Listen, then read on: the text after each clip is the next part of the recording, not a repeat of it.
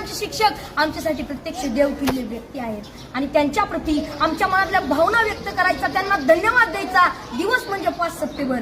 चिखलाच्या गोळ्याला आकार द्यावा लागतो, सोन्याला सुद्धा भट्टीत तापावं लागतं, दगडापासून जर मूर्ती घडवायची असेल तर त्याला सुद्धा टाकेचे गाव सोसावे लागतात. आणि तसंच जर मनुष्य नावाच्या प्राण्याला सुसंस्कारी माणूस घडवायचा असेल ना, बनवायचा असेल ना, तर त्यासाठी शिक्षण आणि शिक्षक दोन्ही गरजेचे असतात, तेव्हाच सुसंस्कारी माणूस तयार होतो. जगावर राज्य करणारा इंग्लंड हा देश आहे आणि या देशाच्या सांस्कृतिक परंपरेने त्यांच्या देशातील शिक्षकांना राष्ट्रपतींइतका सन्मान आणि दर्जा दिला जातो आणि म्हणून तर ते जगावरती राज्य करतात. ज्याला क्रिकेटचा देव मानलं जातं तो मास्टर ब्लास्टर सचिन तेंडुलकर. त्याला प्रसार माध्यमांनी प्रश्न केला की तुम्हाला एवढी बक्षीस मिळाली, तेवढे पुरस्कार मिळाले, तर त्यातलं तुमच्या आवडीचं बक्षीस कोणतं?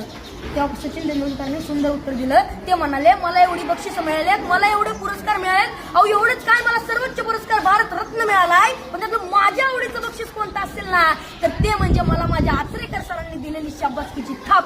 ते जेव्हा म्हणतात ना शाबास सचिन, तेव्हा त्यांची ही शाबासकी मला भारतरत्नापेक्षा सुद्धा मोठी आहे. जी माणसं आपल्या जीवनात मोठी झाली त्यांनी आपल्या आयुष्यातील मोठेपणाचं यशच श्रेय आपल्या शिक्षकांना दिलंय. जगामध्ये एक सर्वात जास्त वाचलं जाणारं आणि सर्वात जास्त विक्री होणारं एक पुस्तक आहे आणि त्या पुस्तकाचं नाव आहे 7 habits to highly effective to peoples, यशस्वी लोकांच्या 7 सवयी. आणि हे पुस्तक लिहित असताना ते लेखकाने जवळजवळ 3000पेक्षा जास्त यशस्वी आणि सर्व क्षेत्रातील लोकांच्या मुलाखती घेतल्या होत्या. तर त्यामध्ये जवळजवळ प्रत्येक यशस्वी लोकांनी आपल्या यशाचं श्रेय आपल्या शिक्षकांना दिलंय. मनाच्या मोठेपणाचं सर्वात मोठं उदाहरण आपल्या शिक्षकांनी आपल्याला केलेल्या सहकार्याबद्दल कृतज्ञता व्यक्त करणे आणि मनाचा सर्वात मोठा खोटरडेपणा आहे की आपल्या शिक्षकांनी आपल्याला दिलेल्या ज्ञानाबद्दल जाण आणि कृतज्ञता नसणे. अशी माणसं फार मोठी होत नाहीत आणि पुढे जाऊन ती तोंडावर पडतात. असंच एका मनाच्या मोठेपणाचा एक मोठा प्रसंग या ठिकाणी मला सांगावा असं वाटतो.